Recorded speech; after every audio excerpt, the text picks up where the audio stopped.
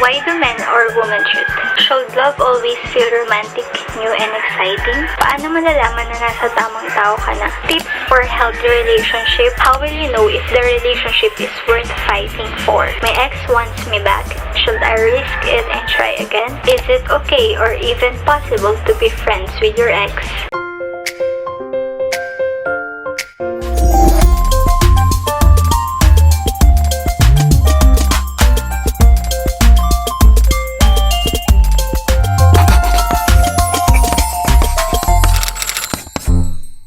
Hey guys, it's Kat and welcome back to my YouTube channel. Sorry if I'm MIA for a month. I didn't upload any video last January. For today's video, it's another episode of Katanungan for short. For those of you who do not know, Katanungan is a series here on my channel wherein people will ask me anonymously. But for today's video, I asked some of my friends to give me some questions or if they want me to give some advices about love. So just a disclaimer, I'm not really a love guru here. I just want to give some advice. Whenever I give advice, I do not force someone to do something, but I give them choices that make them realize what is the right thing to do. So without further ado, let's start. Do you think you can unlove someone in a single snap? When you truly and purely love someone, it is hard to unlove. But if just with a single snap you unlove someone, then you might not love that person or you already unlove that person, because unloving someone is a long process. It is not just with a single snap, but it is a whole new journey. Can you actually unlove a person? To be frank, it is possible. It happens. Do you believe that it is possible that one day you can wake up and feel nothing on someone you love? It happens that you wouldn't feel anything, but it doesn't mean that the love is gone. Do you think when you love someone, you always love them? Yes, you will always love them no matter what, even during the hardest times. But love isn't always said nor manifested. There are times that when you are together, then you are just silent there, sitting and doing nothing. That silence surrounds you, but you are happy. But on the other hand, what is love without hate, right? When you are with someone, you will discover the flaws and imperfections of that person. You should make those as reasons why you love them, not to hate them. But sometimes we will be annoyed or sometimes even hate it. Yung may inis ka sa ginagawa niya, but it doesn't mean na hindi mo na siya love. At the end of the day, you will choose to love. You love that person despite of everything. Because if not, you really don't love that person. Should love always feel comfortable? I think love is all about being comfortable with your partner. That you are not ashamed of your flaws and imperfections. When you are comfortable, you feel like you're home, right? So when you love someone, you will feel like you are home. You feel comfortable and safe. But not in a way na comfortable na you will just chill and do nothing to the point na babaliwalain mo na siya. You should still court her everyday even if you are together already. Everyday yun na, everyday. You should give efforts, pero not in a way na yung material things, yung simple things lang that will let her feel that you appreciate her.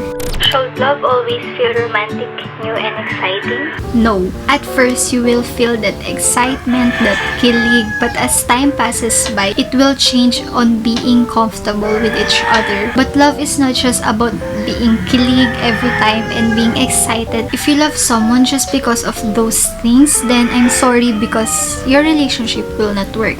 It will eventually fail. The meaning of love for you is too shallow. Sobrang babaw lang ng tingin mo sa love. Before committing in a relationship or before saying that you love someone, you should be sure, 100% sure that you will love that person not only during the ups but also during the downs. That you wouldn't just simply let go just because of those hard times, but instead you should hold on more during those times. It must be you and that person against the problem, not you versus that person. If you will be able to surmount those problems, those struggles, those challenges, then it will strengthen your relationship with that person. Love isn't always pretty. It might be the ugliest at times, but when you are in love, you will always see how pretty it is no matter how ugly it gets. Do you think someone should change themselves to find love? I think change isn't the right word to choose, but I think self-improvement might do. Self-improvement in a way that you will love yourself enough. You will love all of your flaws, all of your imperfections, all of your mistakes. It might sound a little cliche, but really, loving yourself is the key. But changing your whole self just to find love, I don't think so. Because you are making that person love another person, another you, and that's not totally you. Would you like it if they only love you because they see another person, not entirely you? They do not see the true you. Love is being true and being real, not building someone just for people to love you. True love will always find its own way. You should just wait, not search.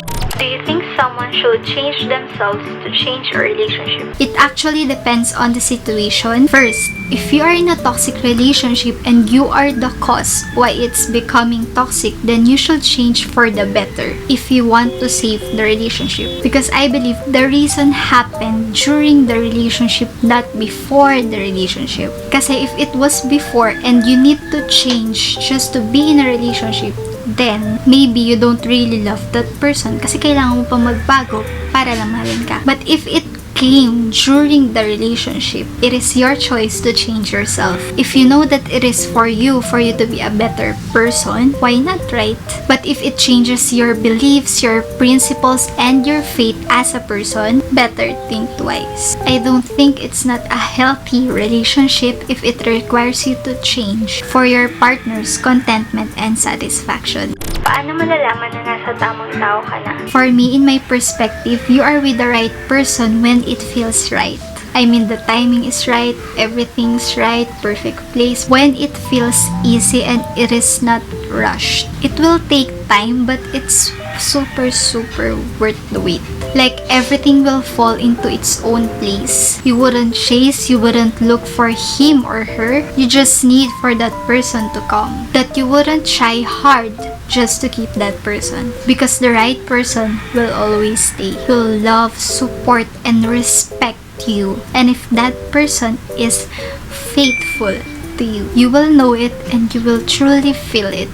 Genuinely. If that person will respect and love my family the most, and if that person is the answered prayer you ask God for, and if that person will draw me closer to God. Tips for healthy relationship and what makes a relationship healthy? Open communication, because communication is the key. It is the honesty with your partner. Like, for example, something that he's doing annoys you a lot, then you should tell your partner. Better to hear it from your partner than to other people, right? And dapat palaging nagkakaintindihan kayo, because pag hindi kayo nagkakaintindihan, then there will be a miscommunication, and if miscommunication happen, misunderstanding happens, and that will result in the failure of your relationship. You need to inspire each other to become a better person. You should support your partner 100%. You should have your own worlds, and you shouldn't revolve your world only with his world, because you are individuals, you are a person, and huwag mong gawing mundo ang tao lang. Also, don't expect too much. Just like on the K-dramas, on the stories, on the books that you read, you will imagine and you will expect that this guy will do all those things for you, but in reality, they do not exist, because I believe that God knows what we deserve and what is the best for us. He will give us the perfect one for us. Not perfect as in a perfect na lahat na nasa kanya, but perfect in a way na perfect for you. Only you, and that person is only meant for you. And also, love yourself too. Hindi yung 100% bigay dun sa tao. Do you think that a relationship will ever satisfy you, make you complete, or even make you happier than you already are? Younger Kat would say yes. OMG, I sounded so like a tita. So I was saying, I thought before that a relationship should complete you, but now that I'm matured, it shouldn't complete you, because when you love someone, you must be complete already. That person should just be an additional happiness in your life, not your whole and entire happiness. To start with, you shouldn't be in a relationship if you're not complete. If you don't love yourself enough, if you're still in love with someone else, you are just making yourself look like a fool. You're just degrading yourself that you need someone just for you not to be alone. You don't really love yourself. Let me remind you, you don't need to be in a relationship to validate or to prove something. Being in a relationship is not a prerequisite for you to be happy. You, yourself, should be your own source of your happiness. It is genuine happiness. How to be chowable. Just be yourself. Be the best version of yourself. By keep on loving and improving yourself to be a better person. Actually, every person is chowable. You just need to wait for the right person to come. Will you still give a third chance? Bakit umabot sa third sis? Just kidding. Once is enough. Twice is too much. And thrice, hindi ko na alam. For me, giving chances is risking it all over again. That even if you know that person might hurt you because that person already hurt you before. So the chances are so high. Nagawa na nga sa'yo, pwede ulit gawin sa'yo. It is worth it to feel that kind of pain again? To be honest, I'm not really a fan of giving chances. But if you truly love that person, maybe that will be an exemption. Only if that person changed for the better and that person is truly sorry and not just to fit his ego and not just to clear his name. But if that person stays the same and sa umpisa lang siya, and whenever you see that person, you will only see the mistakes and you will only feel the pain every time you look at him. And if you see a whole new person, not the person you loved before, and not the person na kaya mo pang mahalin, then you better think twice. It is the right time for you to save yourself from the pain. Wag na wag mong babaan yung tingin mo sa sarili mo. Love yourself enough to walk away. You should know your worth. Everyone deserves chances, not only if they are worth it. What do you think makes people fall out of love, or do you believe that people fall out of love? So I have two perspectives. Ito lang at ito naging apat. So I have two perspectives here. It depends on the situation. My first answer is no. I don't believe that people fall out of love immediately. Just like I've said, if you do, you don't really love that person. You are just completely confused with the word love itself. It might sound cliche again, but love is a big word.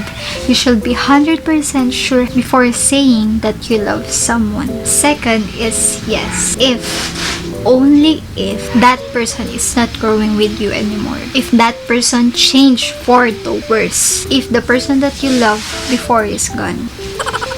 Why do people can totally get over their past? It's just simple. They still love that person. They're not forgiving themselves and the person who hurt them. That is why they're still keep thinking about the past. They keep on rewinding it. They keep on thinking of what ifs, what could have happened, and maybe also of the guilt if you did something horrible. Habang buhay mong dadalhin yun, and no matter how you remove those baggages, hindi mo na maaalis yun. Alam niyo yung horror movie na Shutter? Actually, that's my favorite horror movie. Kasi yung nakasukbit dito, insert picture. Ayan, ganyan na, forever na yun, nakaganon na. Why is it so difficult to unlove a person? It is actually when your love is genuine and when your love is pure. Just like what I've said, it's a whole new process. It's a whole new journey. It is not easy. It was never easy. I always remember the saying that you can't unlove someone daw. At first, I believe on that saying, but as time passes by, love will fade, feelings will change. Maybe yung sinasabi nila is the history that you have with that person. Of course, it can't be changed. It can't be removed, but the love will change and it will fade eventually. All you need to do is to lift it all up to God and pray that it will fade, and you will be surprised that one day, even before you know it, everything was gone already. You are healed and genuinely happy again. Why do people engage in a risky relationship? I believe that every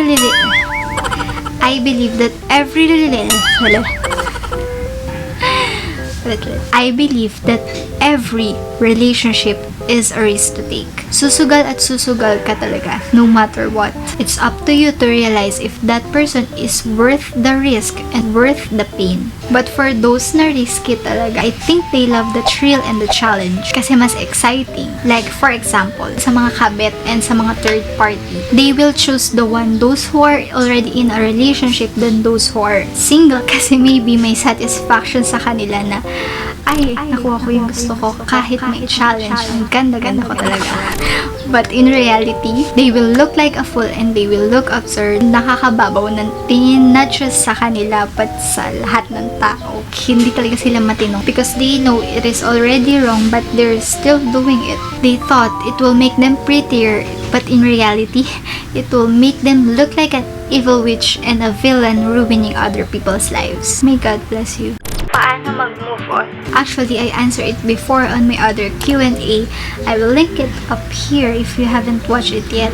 But it was just a glimpse. I know it's easier said than done, but you should always start with yourself. You should forgive yourself. You should love yourself again. You should distract yourself and try other things. You should let it all out. You should allow yourself to be sad, but you shouldn't stay sad. You should learn how to pick yourself up and be the best version of yourself. And last but not the least, leave it all up to God. Don't ever rush on moving on. Better to move on slowly but surely. You should forgive but never forget. Should I still push through kahit sabi na ng guy na emotionally unavailable siya? Magbabago pa ba yun? There are two possible things that may happen. First, he will not really love you because he already gave a notice that he is emotionally not available. But on the other hand, if you get lucky, he might actually fall for you too.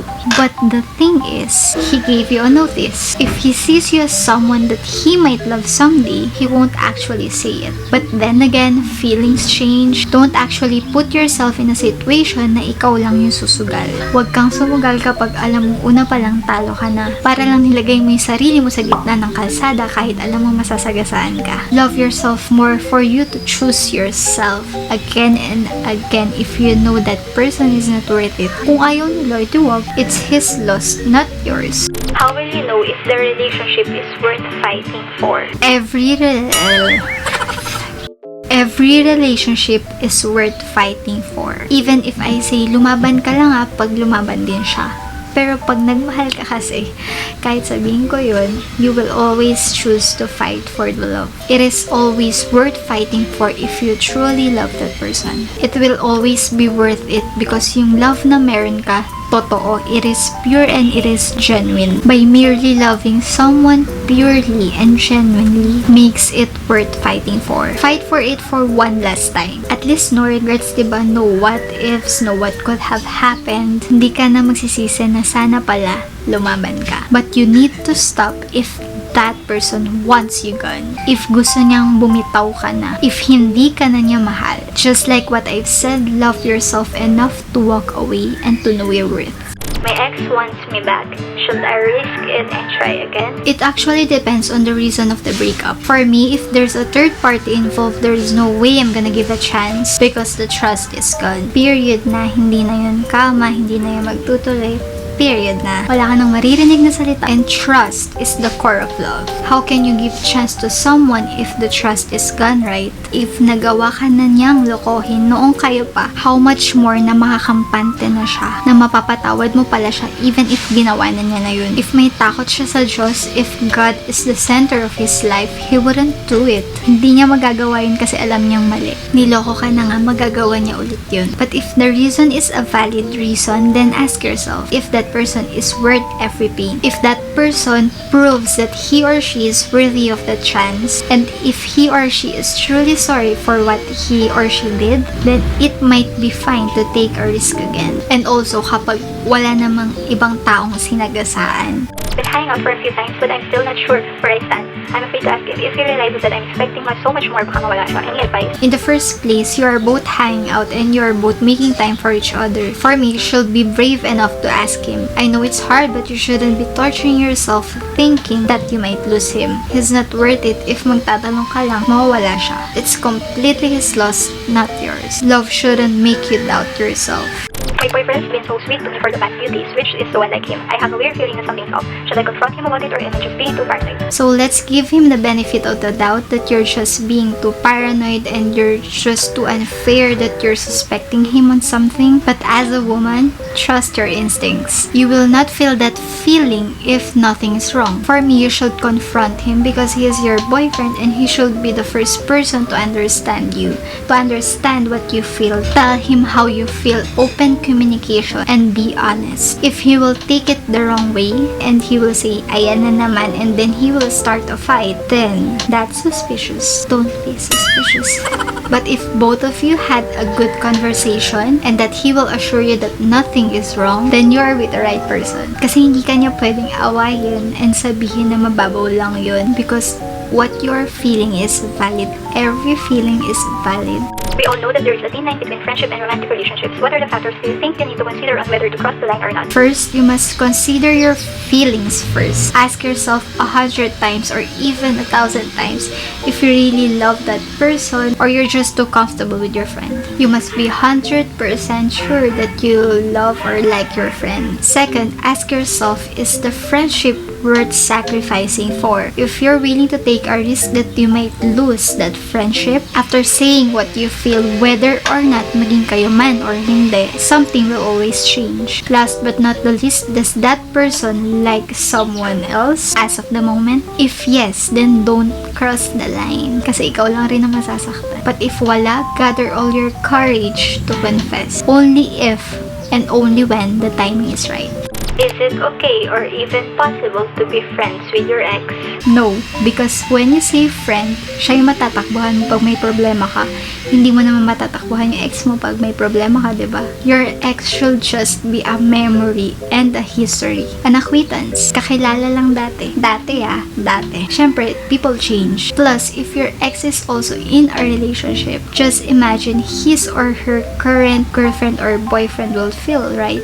For me, I wouldn't let my current boyfriend feel uneasy and anxious about the past. He deserves to feel that he shouldn't worry about anything. As a person, ikaw na mismo dapat yung lumayo. Avoid it. Hindi pa ikaw yung mismo maglalapit ng sarili mo or it may also risk your relationship just because you want to be friends with your ex again.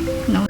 What makes you decide to entertain people who show signs of interest in you? For me, my own perspective. As a maldita and a mataray person, I wouldn't entertain anyone if I wouldn't feel the same. I'd rather be called mataray than paasa. How to turn down a friend who have shown interest in you but you don't feel the same? Gawin mong best friend. Joke lang. Kidding aside, there will be no other way to tell that friend of yours na di mo siya gusto. Tell him, but in a nice way naman. Hindi naman yung, I don't like you, sorry. Sabihin mo na lang that you value your friendship and no matter what you do and no matter how you try, you only see that person as a friend and nothing more. When can you say that you're now ready to love, or when do you think is the right time to fall in love? It might sound cliche again and again, but it is when you love yourself that you know your worth. You're gonna take love as a serious matter, not as a game. You will know it to yourself. Mararamdaman mo naman yun. And when the right person comes, it is the only time that I am ready to love again. When God sends your answered prayer. What can you advise to those who fall for the first time yet still afraid to trust? Anong sasabi mo sa mga takot mag-commit? It's just normal to be afraid on trusting someone, most especially when you have trust issues and trauma. Your feelings are valid, but love is all about taking risk. You will know it to yourself when you are ready. Love conquers all, especially fears. If you love that person, mawawala yung takot mo to commit. How would you know kapag nililigawan ka na? I don't really assume until proven otherwise. So I always let the guy ask me. But sa iba, pinaparamdam na lang nila like they give efforts. But for me, it's really the best to let the guy ask first rather than having misunderstandings. Malay mo, friendly lang pala. Friendly kumain ka na ba? Friendly matutulog ka na ba? How do you deal with a non-committer guy or woman? Don't settle for less. If they don't want to commit, then don't give your time. Why would you invest and spend your time with someone who's not for you, right? Do you believe in 3-month rule? No, because people nowadays have the capacity and audacity to find someone else even if they are in a relationship. Magic, right? Of course, I believe in 3-month rule, or maybe hindi pa nga 3-month rule, basta a given time just to pay respect for the relationship that both of you had. Hindi naman pwedeng agad-agad meron ka ng iba. Sa iba pwede. Kasi nung sila pa, nandun na yung iba. Reasonable ba yung makipag-break ka kasi you want to focus on yourself first? No, it's not reasonable. At the same time, it's unfair. Unfair because you should both grow together and improve yourself as individuals. Gets nyo ba? In a way na mag-grow kayo together but you still have your own individual lives. But if you break up with someone just because you want to focus on yourself, then that's super unfair. What is the reason that you should focus on yourself first? Isn't it selfish? That is a reason why you should be complete first before entering or committing into a relationship. Hindi ko kasi mag-gets. Ano yung gagawin mo na hindi siya pwedeng kasama? Na kailangan mo siyang iwan? Is it the only reason? Or maybe there's another reason? Why do men or women cheat? When you cheat, you don't really love that person. Because if you truly love someone, you will not do anything that may hurt that person intentionally. That person isn't mature enough to be in a relationship. That is why they think that love is a game. Cheating is actually a choice. Always a choice. That person chose to cheat because he or she chose it merely. No excuses for cheating. It doesn't give you the excuse that you don't have any other choice. You have a choice and you chose to make a mistake. Never naging tama yung mali. Kailan pa naging right yung left, diba? That person doesn't know the word contentment. May mga tao talagang hindi marunong makontento. They keep on asking for more. And that's really scary. Kasi kahit anong gawin ng tao yun, hindi siya makokontento sa buhay niya. They lack something not to their partner pero sa sarili nila mismo. Because people actually misunderstand this one. Akala nila kapag nag-cheat yung isang tao, it's because may kulang dun sa taong yun. Pero, yung pagkukulang na yun, nasa mismong tao na nag-cheat, hindi dun sa partner nila. Because no matter how perfect, no matter how healthy, no matter how good your relationship with that person is, kapag nag-choose ka na mag-cheat, it means nasa sarili mo yun. It's your decision. It's your choice. Maybe may pagkukulang sa sarili niya na hindi niya pa nakikita talaga. Kaya kahit anong kita niya sa ibang tao, na kahit okay siya, maganda siya, mabait siya, lahat na nasa kanya, okay, magiging okay relationship namin, but at the end of the day, may kulang pa rin, and hindi yun mapupunan ng partner niya, never ever, na kahit sino man tao, never mapupunan yun kung sa sarili niya, kulang pa rin siya, and he will immediately, and he will again and again and again and again cheat. Nagigets niya ba ako? Yun yung sinasabi ko na you should be complete before entering and committing into a relationship. Actually, it's a shame on those cheaters because they don't even know the basic human decency on being on a relationship, and that is to remain faithful with your partner. Why do you seek love? We are innate to love and to be loved. Just like the love from our family, from our friends. But you shouldn't seek love. True love will come in the right timing. If you seek love, you might end up with the wrong person again and again. Let love find you. What's your opinion about an ideal relationship? There's no such thing as an ideal relationship because every relationship has its own flaws, has its own imperfections. Behind those laughters, behind those happiness, behind those goals that you are seeing are the struggles and challenges that they keep on surmounting for the relationship to work. Every love story is different. Just wait for the right person because maybe God is still writing the perfect love story for you. Nag-work pa talaga pag LDR? Yes, I've seen a lot of LDRs work. I think the secret of having a long-distance relationship is having a strong foundation, trust more, give your best to assure, let your partner feel that you love him or her. Ano yung isang bagay na pag ginawa ng partner mo, masasabi mo talagang he's the one? I think one thing is not enough because it will be a continuous process. Continuous process of proving that you are worth it and you are the right person. How to deal with feelings of being left out? Like, ang tagal nang wala nag-chat sa akin and I feel like I'm missing something. Sometimes then I feel sad kasi puti pa yung mga masaya na may chat. You are not left out. It's not just your perfect timing yet. We have our own time and we have our own phase. You are not missing something because that is a good thing that you date not to play. You date not just because you wanted someone to talk to. You date not just because you are lonely or alone, but you date to marry? Why are my standards so high? So this question, I always see it on my FYP on TikTok. Your standards are not so high. You just know your worth and you are just smart enough to see the red flags. You date to marry and not just to play around because you value the time, effort, and love you'll be giving that person. You just love yourself enough kasi hindi ka naman basta-basta kumakausap ng kahit na sino-sino lang, na mema lang. It means you have a huge respect to yourself. Guys, it's Ochoa. At least that's what I know. I met him through my SC. Ako kasi sa kanila, but we've talked a few times. Feeling ko, parang mas masama kasi siya makaibigan ko. And I found out yung mga guys, and I don't know what to do. Gusto ko sa guys, so ayaw ko kailangan na namin. For me, what is the right thing to do? The right thing to do is to do the right thing. I think the best thing to do is you should give some advice to that guy or that person. Hindi mo dapat i-tolerate. Never tolerate the bad things that your friends are doing. So if hindi mo man masabi, you should actually give an advice na dapat itigil niya yung ginagawa niya kasi mali yun. Hindi naging tama yung mali. Hindi naging tama yung cheating. Pero kung ako yun, sasabihin ko talaga kasi hindi tama. Bakit kailangan mong bumuo ng isang tao para sa ibang tao? If you're gonna see love with this kind of perspective, then I think you are wrong. You love someone, hindi na iniisip mo na, ay, baka mapunta siya sa iba, ay, baka ganito, ganyan. You love someone purely and genuinely kasi mahal mo sila. You live as of the moment, not in the future. Hindi lang talaga para sa'yo yung tao na yun. And to be honest, hindi mo rin siya binuo. May kulang sa kanya and hindi ikaw yung makakapunan nun, hindi rin yung ibang tao, pero sa sarili niya. Ano ang dapat kong gawin kapag feeling mo na wala na yung sarili mo dahil sa love? Nakakatakot yun. When you love someone, dapat hindi mo siya gawing mundo.